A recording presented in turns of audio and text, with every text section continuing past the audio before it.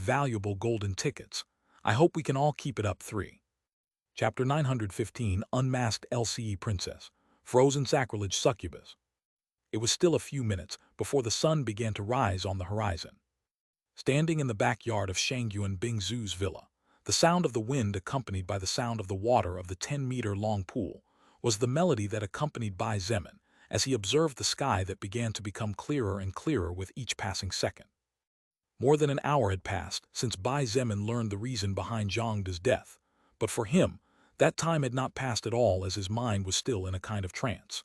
In fact, he sent everyone to sleep and promised to tell them about his experiences in Eventide World in the near future. How could he be in the mood for such things? It was already a miracle that Bai Zemin did not rush north and cause an indiscriminate massacre for fear of leaving one of the culprits alive. He still needed to visit Zhangde's mother. Even if she had already been informed of her son's demise, Bai Zemin felt the obligation of paying his respects to her. At the end of the day, Zhangde was not just another subordinate. The sound of footsteps behind him did not alarm him. His eyes stayed fixed on the distance, and the distinctive scent of jasmine announced Shangyuan Bingzu's arrival without her saying a word. It wasn't until about 5 minutes of silence later that Bai Zemin opened his mouth to take the initiative to say something. Eventide World is a world with 2 moons and 2 suns, but the stars are the same, and the sky is no different from the one we see here. I wonder if all worlds under the rule of the Soul Record are under the same law of time, since even the length of day and night did not differ from that of our world. Were the nights of that world colder than the nights on our Earth? Several times colder, but the people there had higher levels on average, so the night market is busy. Well, Unlike our world and us, Eventide world and its inhabitants have had thousands of years to prepare themselves between a world evolution and the next, while we are in the second stage, even though it hasn't even been a year since the soul record broke through the door of our homes to enter our lives. Bai Zemin looked at Shangyuan Bingzu after saying these words. She was looking at the sky, her eyes were steady as was her posture.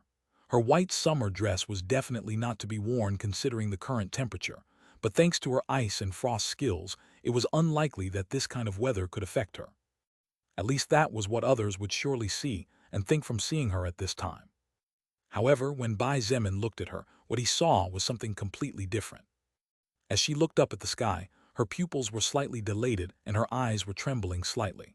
Her gorgeous figure looked extremely fragile, and the slight trembling of her body did not go unnoticed from his sharp eyes. Was this trembling from the cold?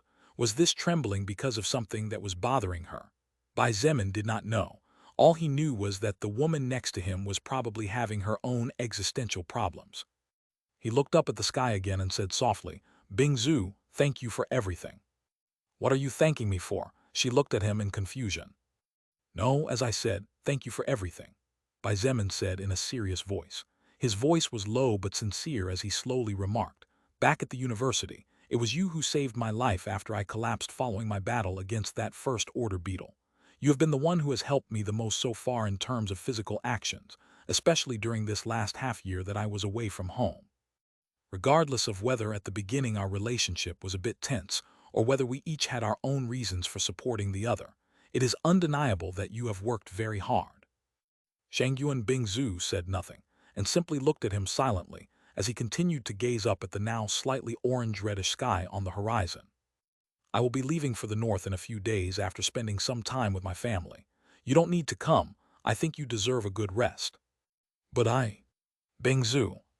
Shangyuan Bingzu jumped slightly in surprise when Bai Zemin interrupted her this time in a slightly raised voice. He sighed and looked at her calmly as he said gently, "I don't think I was the only one to notice, but you don't need to pretend to be strong in front of me. We are friends, aren't we? We haven't seen each other for many months, so I'd like to remind you of something. Bingzu, remember that you don't need to wear your mask at all times. I'm sure your mom, Chen He, Wu Yijin, and probably a few others are just like me and want to be of help to you." Shangyuan Bingzu was powerful, so terrifyingly powerful that she could annihilate entire armies by burying her enemies in eternal ice statues. The number of existences capable of facing her in the entire world was definitely very low, and her confidence, as well as certainty in every step she took, had portrayed Shangyuan Bingzu as a practically omnipotent being. In fact, Bai Zemin had no doubt that given the time he was away from Earth, and considering that most of the upper echelons of the newly conquered bases did not know him, it was natural to think that, in the minds of most of them, the true leader was Shangyuan Bingzu, even if his name was mentioned by her and the rest quite often. Were it not for the fact that she was loyal to him to the point of the absolute, Bai Zemin was certain that the soul record would have removed his titles and his subclass long ago. All this coupled with her cold and aloof personality had made everyone, perhaps even her closest friends, forget that Shangyuan Bingzu was, at the end of the day, a young girl who months ago was just a college student. It might be presumptuous of Bai Zemin and perhaps sexist to think that it was a man's duty to carry the heaviest burdens, yet he was that kind of person, and it was so ingrained in his records that he would never change. Even he was on the verge of collapsing on numerous occasions due to the responsibilities he carried, and the only reason he kept standing apart from Lilith was because Bai Zemin always kept his eyes fixed straight ahead, not daring to stop to look back for fear of realizing what he was giving up in exchange for an unknown future. This was also what helped him to move forward on the staircase to heaven. If even Bai Zemin was about to collapse, then what about Shangyuan Bingzu, whose shoulders were thinner and whose figure was more fragile than his? Shangyuan Bingzu looked at him with such a gentle expression that the ice itself would probably melt. Any man would feel his legs trembling if he was looked at by such a pair of beautiful and expressive eyes, but the man who was receiving that kind of gaze could not appreciate it as his emotional state was not right, and his eyes were in the north sky. She looked at the profile of the man in front of her for several seconds before closing her eyes and letting out a giggle. Bai Zemin felt every bone in his body weaken as he felt that giggle. It was so low that it was not unlike a whisper in his ears. He looked at her and was slightly stunned for a second or two before closing his eyes tightly and calming down. Shang Yuan Bingzu's charm had reached such a high degree that even Bai Zemin was not immune to it. The most frightening thing was that she didn't even seem to notice that there was anything strange about it. Or maybe this was the real Shang Yuan Bingzu that was hiding under so many fake masks. The only thing Bai Zemin knew was that Shang Yuan Bingzu's charm didn't seem to be very far below Lilith's, although the latter was obviously holding back. Shang Yuan Bingzu looked at him with kind eyes and said in a soft voice, "Friends, Under Bai Zemin's confused eyes, she closed the distance between them. To his surprise and disbelief, Shang Yuan Bingzu took the initiative to cling to him and hug him in a way that for a moment he stood frozen. After a few seconds, he subconsciously put up his hands with the intention of gently pushing her away when her voice stopped him. In the West, hugs between friends are not very uncommon, or are they? But we're in the East, and our customs are different. Screw the customs. WH. Bai Zemin was dumbfounded, and what he wanted to say stuck in his throat as he looked at the top of Shang Yuan Bingzu's head. This was the first time he had heard her curse like this, and Bai Zemin was willing to bet his virginity that very probably not even Wu Yijin or Chen he had heard her say something like this. Bingzu, you. He finally took his hands off her shoulders and let her do whatever she wanted while forcing a smile and shaking his head. Bai Zemin did not realize it at first, but the more he chatted with the woman in front of him, the more obvious it became that although his anger, sadness, and thirst for vengeance were far from disappearing, the truth was that his madness was calming down a lot faster than usual. It was as if the raging volcano of fire inside him was being pacified by a fierce but gentle snowstorm. Shang Yuan Bingzu raised her head. Her eyes sparkled as she looked at him, and a giggle not unlike that of an innocent little kid came out of her as she saw the expression on Bai Zemin's face. He, what's wrong? Didn't you say I should stop wearing masks at least in front of you? Well, there you go. We women can also curse when something bothers us, you know, even if it's a beautiful one just how I am. For you yourself to say that you're beautiful. Bingzu, I didn't know you were such a narcissist.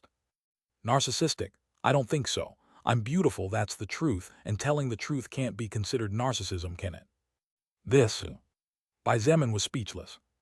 Looking back over the first few days of the apocalypse, Bai Zemin felt it was unbelievable how much Shang Yuan Bingzu had changed. However, looking at the beautiful woman looking back at him with bright eyes and a spring-like smile, Bai Zemin thought that maybe and just maybe, Shang Yuan Bingzu had always been like this, but maybe and just maybe, no one had been able to bring out this side of her. At least not until now. Bai Zemin had been speechless, but Shang Yuan Bingzu had no intention of letting him go. It was as if she was releasing her frustrations on him as while hugging him like a little girl she spoke softly. Am I not beautiful? This question really caught him off guard. Shang Yuan Bingzu was asking him if she was beautiful.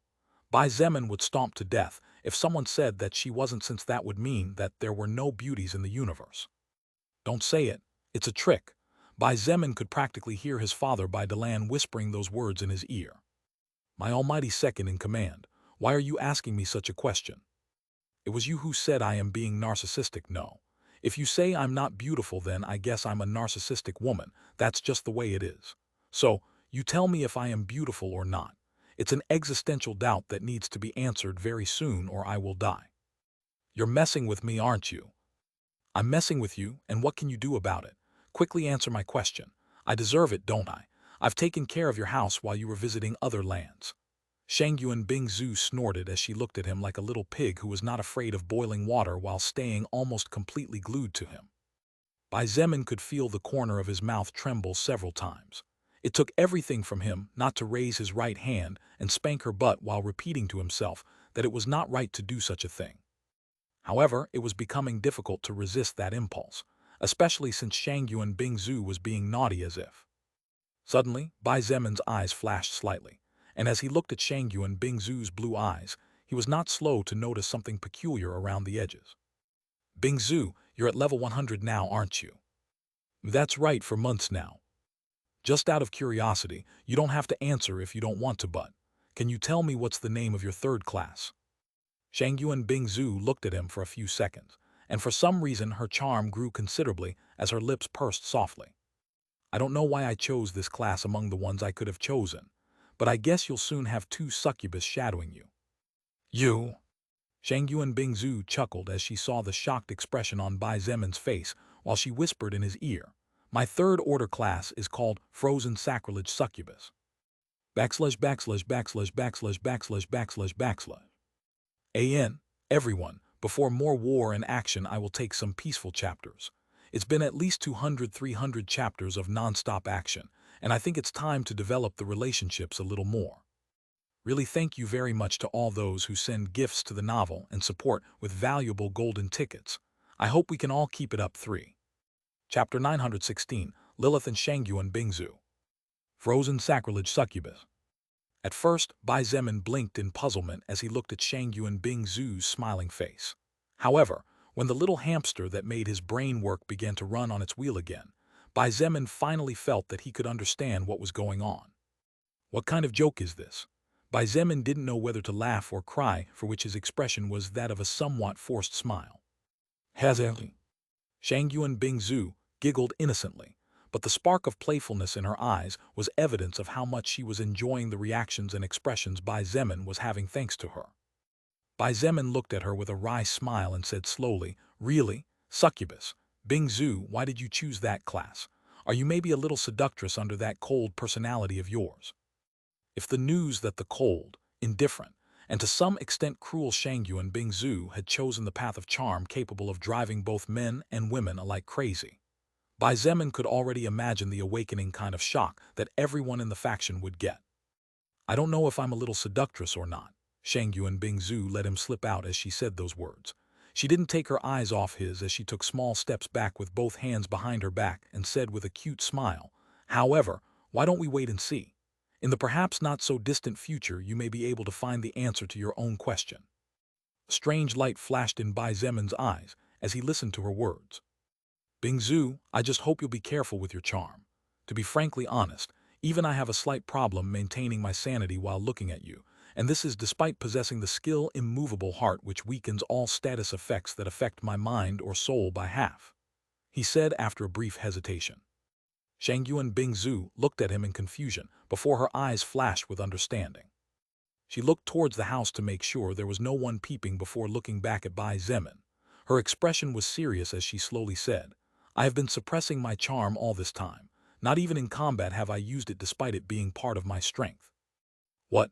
Bai Zemin looked at her genuinely surprised and asked dumbfounded, "Why are you not using your charm in combat? Not using one of the traits of the path you chose to walk is simply nonsensical." Shangyuan Bingzu looked deeply at him for several seconds before saying in a serious voice, "It's because I don't want anyone to look at me with eyes that are filled with lust or desire. I have received many lustful glances during my life. Even when I was just a girl taking her first steps into adolescence, I could feel the weird looks of other men. But, however," Shangyuan Bingzu stopped Bai Zemin as he was about to say something, and at the same time as she raised her voice a little, she also raised her hand to ask him not to say anything for now. At the same time as Bai Zemin looked at her perfectly white outstretched palm, she slowly retracted her hand while closing it into a fist, leaving only her index finger pointing upwards. Shangyuan Bingzu brought that finger close to her lips, and while making a gesture of silence she winked at him while saying in a playful voice, "There has been a single lustful glance that has not bothered me. That is why I am now releasing my charm completely for you to see me as I really am without modification. No more masks. This Shangyuan Bingzu you see is who I am. You are the first person to whom I show myself unreservedly and completely naked. And I plan to keep it that way not only now, but also in the future." Bai Zemin wanted to say many things regarding what Shangyuan Bingzu had just said. For example, he felt like asking her not to say words that could easily be misinterpreted by others. Completely naked. Bai Zemin was a healthy and perfectly straight man, while Shangyuan Bingzu was an insanely beautiful woman. If he didn't react to those words, then he might as well become a eunuch. Exactly that kind of look you put on just now is what I'm talking about. The smile on Shangyuan Bingzu's face blossomed and her eyes glistened as she said unfiltered, "Until I come to understand myself better, you, Bai Zemin, will be the only man who will be able to see the true me. After that, and when I finally understand this part of my records that I cannot assimilate, we shall see." Bai Zemin froze and his expression changed slightly as a thought flashed through his head. "Bingzu, I don't think that this is the case, but just in case I'll risk to lose all my face right now. You, don't tell me you. It seems these 6 months of leadership have helped you clear that mind of yours a bit, hasn't it?" Bai Zemin jumped in surprise, and his words were interrupted by Lilith's slightly amused voice. He and Shangyu and Bingzu raised their heads to the sky, and there she was.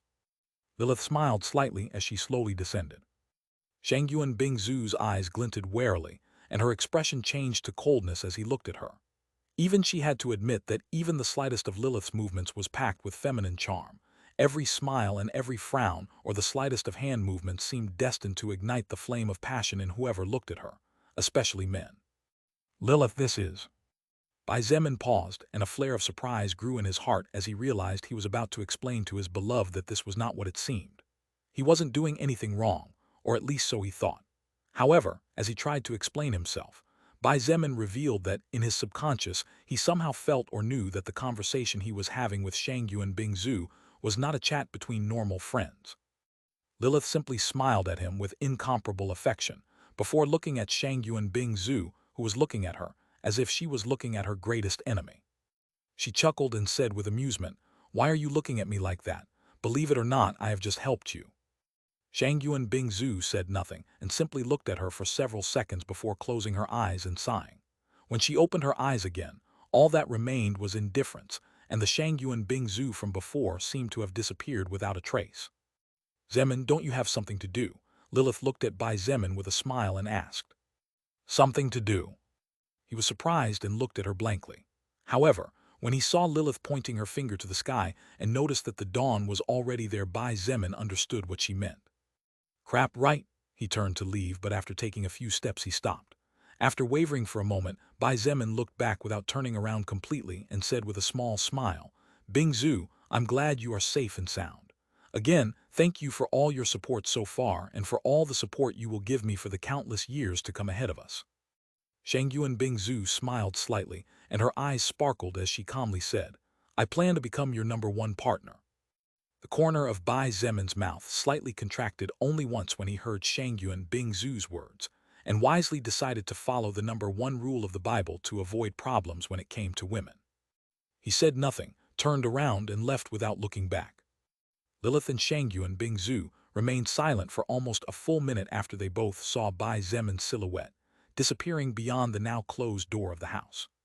Though, Lilith turned with a smooth and graceful movement. She looked at Shangyu and Bingzu with a faint smile on her face and said calmly, "Looks like these 6 months really were good for your growth.